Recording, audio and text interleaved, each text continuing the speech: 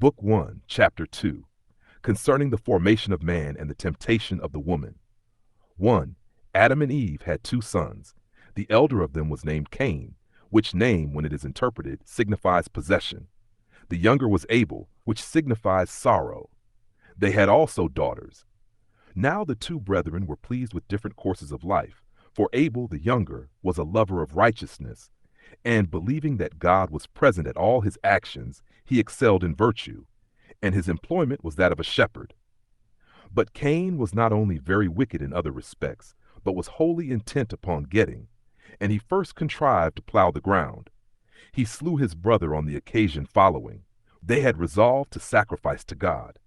Now Cain brought the fruits of the earth and of his husbandry, but Abel brought milk and the first fruits of his flocks.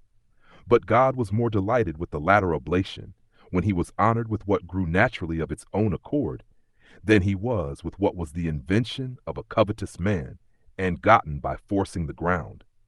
Whence it was that Cain was very angry that Abel was preferred by God to himself, and he slew his brother, and hid his dead body, thinking to escape discovery.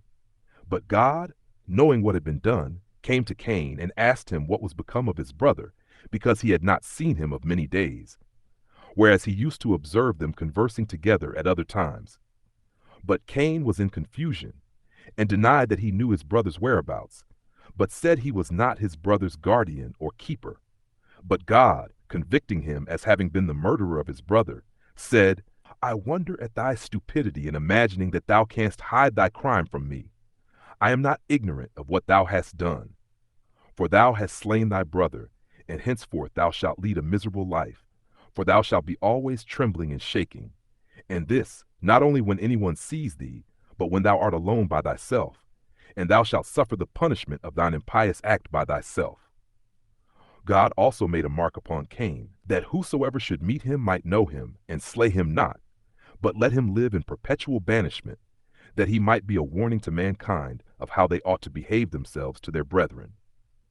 After this Cain, though exceedingly disturbed at his punishment, went away from the presence of God.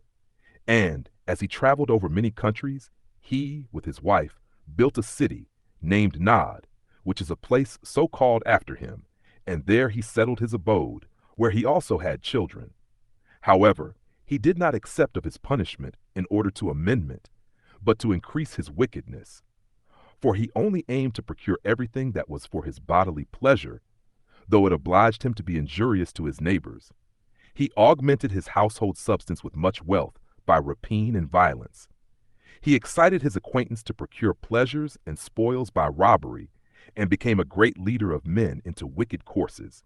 He also introduced a change in that way of simplicity, wherein men lived before, and was the author of measures and weights.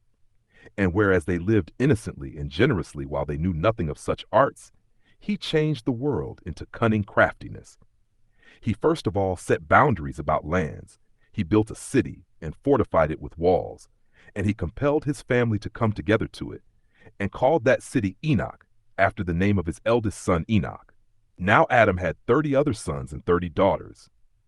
But the posterity of Cain became exceedingly wicked, every one successively dying one after another more wicked than the former. They were intolerable in war and vehement in robberies, and if anyone were slow to murder people, yet was he bold in his profligate behavior, in acting unjustly, and doing injury for gain. But God, exercising his benevolence toward men, made their virtue an occasion of their deliverance, and put an end to their wickedness by the destruction of that very generation, which was infected by the vices of Cain. But because Adam was very sorrowful at that wickedness of his son Cain, and was very uneasy at his death, he was not willing to have children for a long while after. But afterward he had one as a repairer of his loss, who was named Seth, which signifies that God granted him another son in the room of Abel, whom Cain slew.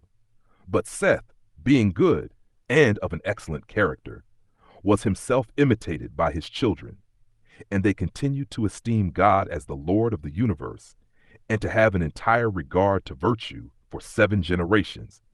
But in process of time they were perverted, and forsook the practices of their forefathers, and did neither pay those honors to God which were appointed them, nor had they any concern to do justice toward men. But for what degree of zeal they had formerly shown for virtue, they now showed by their actions a double degree of wickedness, whereby they made God to be their enemy.